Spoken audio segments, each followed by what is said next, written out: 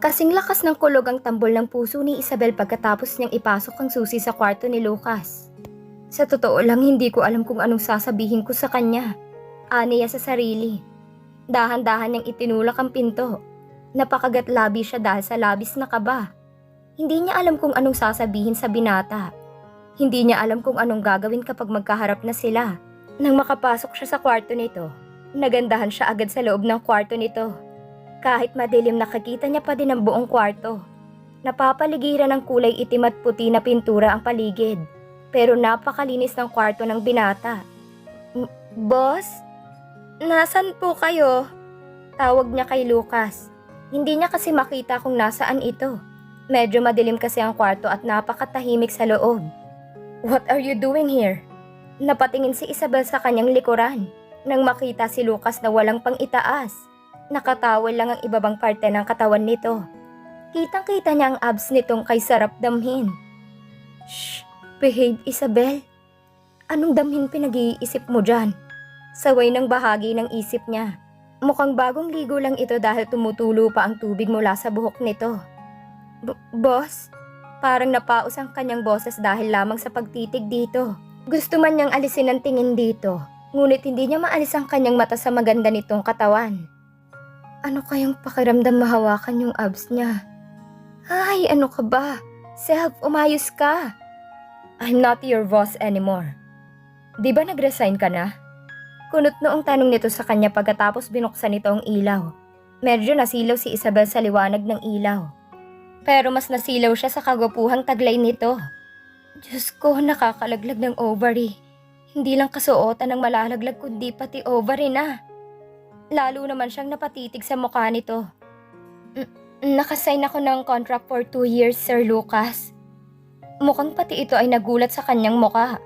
Muntik na niyang makalimutan na hindi na nga pala siyang dating Isabel na ugly secretary nito, kundi siya na ang tunay na Isabel Chavez. Ang queen sa barangay nila. Napansin niya na napalunok ito at umiwas ng tingin sa kanya. If that's the case, then I will just fire you. Umiwas ito sa kanya at lumakad papuntang dressing room nito. Ano? Tanggal na ako? Boss, sandali. Huwag naman, boss. Sinundan niya ito sa loob ng dressing room. Tumakbo siya dahil pasara na ang pinto. Mabuti na lang nakapasok pa siya. Ngunit hindi niya akalain na may nahawakan siyang sensor. Kaya naman biglang nag-auto-lock ang pinto. High-tech pala ang pinto ng dressing room nito. Kainis. Nagmadali si Lucas na habulin ang pagsara ng pinto dahil malalak sila sa loob ng dressing room. Bakit mo hinawakan yan? Ha? Napabuntong hininga ang binata. Ang cute naman mainis ni boss. Pogi pa din. Natatawa na wika ni Isabel sa sarili. Nag-auto-lock ang pinto at fingerprints ko lang ang nakakabukas ng dressing room na to bukod sa susi na nasa drawer ko. Ang problema, wala akong dalang cellphone dito para sana makahingi tayo ng tulong. Halatang naiinis ito at pinilit buksan ang malaking pinto. Ha? Ano? Napatingin siya agad sa hinahawakan niya. Isa itong blue button na may nakasulat na auto-lock. Oh my God! Hala! Oh my G! Sorry boss, hindi ko sinasadya. Paano na yan? Forever na ba tayo dito? Okay lang sana kung may pagkain tayo dito kasi may aircon naman dito sa loob. At may sopa naman pwedeng tulugan. May restroom din, kaya okay lang sana kaso walang food. Napataas ang kilay ni Lucas sa mga sinabi niya. Parang masaya ka pa. Naplano mo agad lahat no? Nakakunot noon itong sabi sa kanya. Medyo naiilang din si Isabel dahil nakatapis lang si Lucas. Hindi boss. Nag-iisip lang ako ng advance. Para sa atin din naman yun. Palusot niya. Napansin ni Lucas na tinititigan niya ito. Kaya naman napahawak ito sa towel. Tumalikod ka muna, magbibihis ako. Utos nito sa kanya. Wag! Napalakas ang sigaw niya. Napakagat-labi siya nang ma-realize ang sinabi niya. What? Napakunot noo ito. Wag ka muna magbihis kasi nakaharap pa ako oh. Eto na, tatalikod na. Pagkatalikod niya, napapikit siya ng mariin at parang gusto niyang kutusan ang kanyang sarili dahil sa kahihiyan. Ano ka ba naman, self?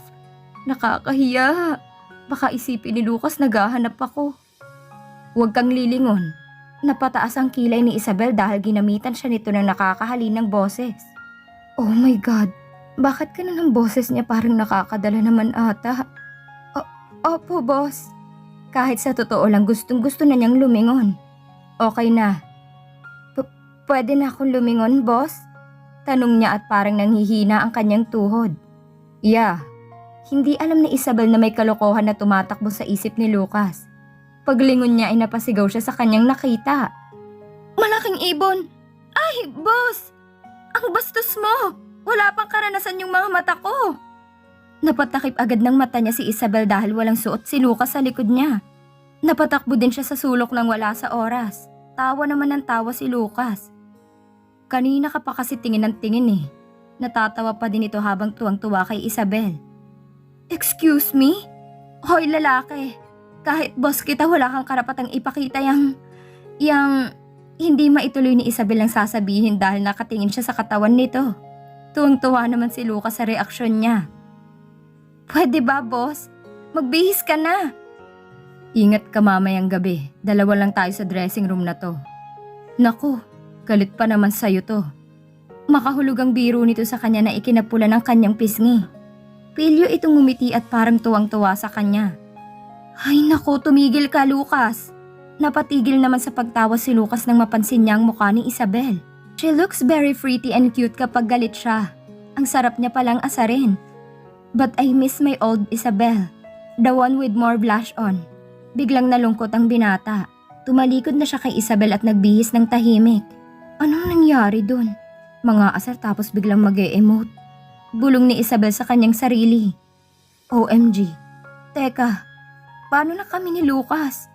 Nakulong kami sa loob ng dressing room niya. Anong ginagawa mo? Tanong ni Lucas sa kanya habang namimili siya sa mga damit nito sa malaking aparador. 10 ang aparador sa loob ng dressing room at panay salamin. Di naghahanap ng pwede kong isuot. Sagot niya. Ayos. Hindi ka muna nagpapaalam sa poging boss mo? Pangaasar nito sa kanya. Hindi ka naman kumikibo mula kanina pa eh. Panay ka lang sound trip at kain dyan sa sulok. Hindi mo nga ako inaalok. Damot mo pala, boss. Napasimangot si Isabel lalo na nang umiti si Lucas.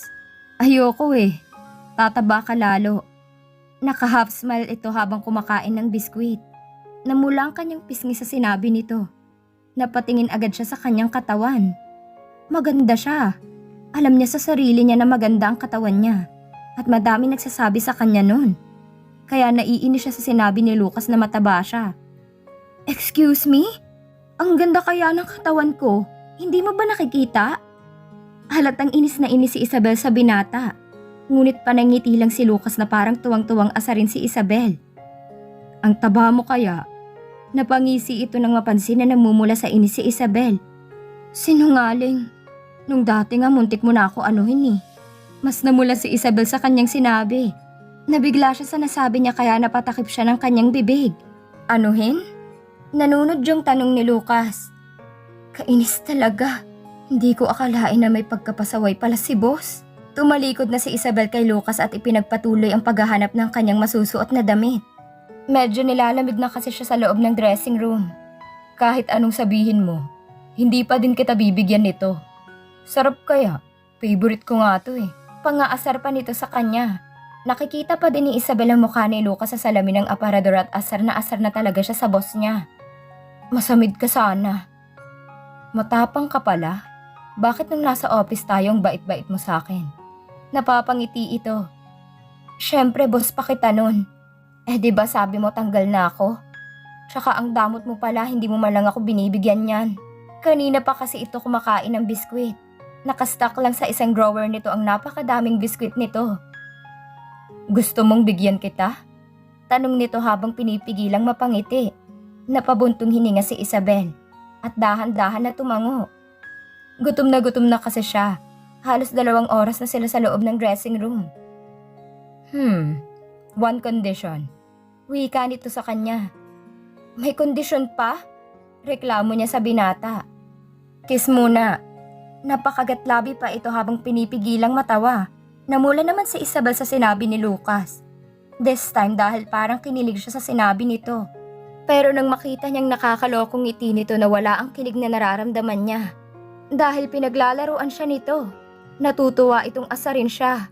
Akala niya hindi ko siya seseryosohin ha? Sige, mag-toothbrush lang ako. Nagmadaling pumasok sa restroom si Isabel. Nawala naman unti-unti ang ngiti ni Lucas at medyo napaubo siya sa sinabi ng dalaga. Maya-maya bumalik si Isabel at hinarap si Lucas. Nagtulog-tulugan ito sa sahig. Nakapikit ito pero halatang nagtutulog-tulugan lamang. Boss, gumising ka dyan. Tinapik niya ang pisngi nito. Humilik pa ito na akala mo naman ay totoo. Napangiti naman si Isabel dahil sa ginawa ng binata. Akala mo siguro hindi kita hahalikan kahit tulog ka, no? Hindi mo ba alam na gutom na ako? Kaya gagawin ko lahat, bigyan mo lang ako ng food. Yumuko si Isabel paharap kay Lucas. Unti-unti niyang inilapit ang kanyang mukha sa mukha nito. Bigla naman itong nagising kunwari at nag-inat at tumama pa sa mukha niya ang kamay nito na sinadya nito. Para ilayo siya. Pulang-pulang pisngi nito. Anong gagawin mo?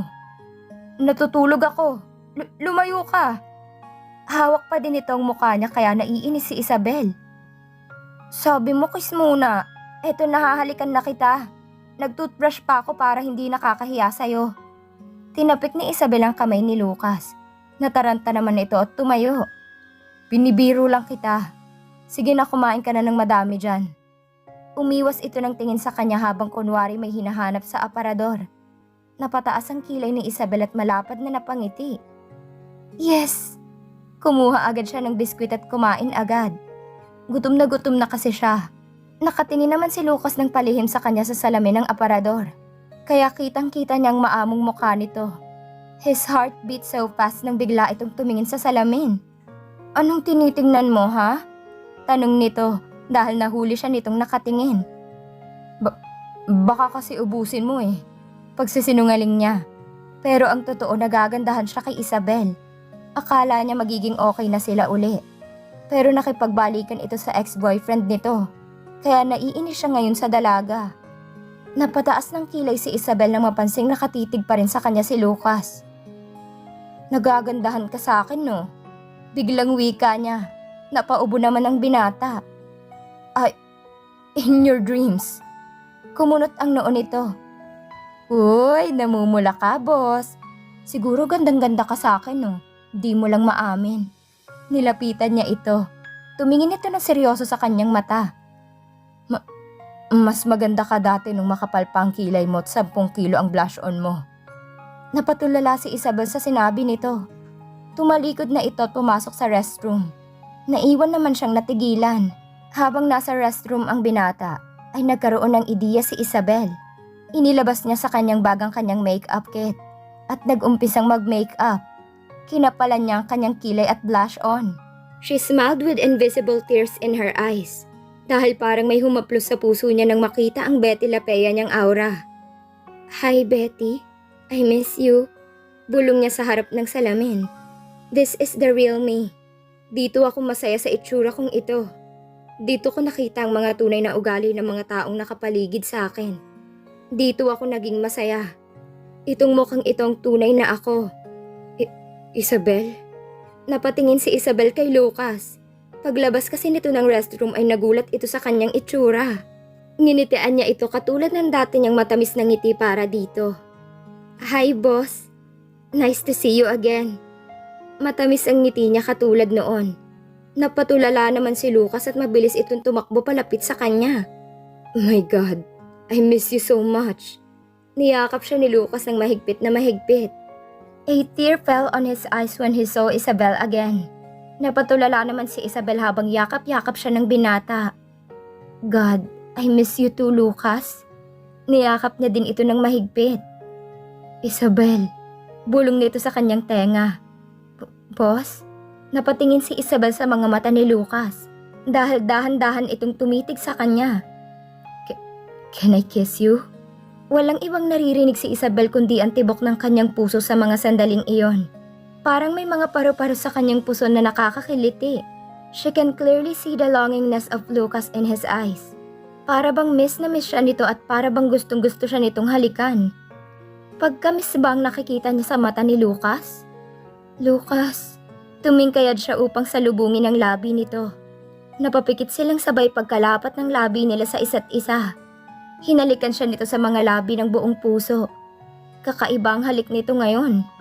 Parang may halong pagmamahal. Napaluha si Isabel dahil sa kanyang naramdaman. Sana tama siya. Sana tama ang nararamdaman niya. Sana mahal na siya ng binata. Iniyakap ni Isabel ang kanyang mga kamay sa batok ni Lucas bago tumugon ng halik rito. Hinigpitan naman ng binata ang pagkakayakap sa kanya. Naputo lamang ang halik na iyon nang may kumatok sa labas ng dressing room. Hinihingal pa sila habang nakatingin lang sa labi ng isa't isa. "Boss, nasa loob po ba kayo?" Tanong ng bodyguard sa labas ng pinto ng dressing room. Napapikit ng mariin si Lucas bago lumapit sa pinto. "Yes," sagot ng binata. "Hala, boss, nalak po kayo dyan? Sandali lang po. Wait, nasa drawer ko yung susi." Pahabol na sigaw ni Lucas ngunit nakalabas na ng kwarto ang bodyguard niya. Nahihiya namang inayos ni Isabel ang kanyang sarili. Pagkatapos ay diretso siyang pumunta sa restroom. Habang nasa restroom ay binura uli ni Isabel ang makeup niya dahil baka makita siya ni Madam Grace na naka-makeup ng ganon. Baka kung ano pang isipin nito na ginagawa nila ng binata. Magkaaminan na kaya sina Lucas at Isabel ng totoo nilang nararamdaman sa isa't isa? At dito na po nagtatapos ang kabanata ng ating kwento. Maraming salamat po.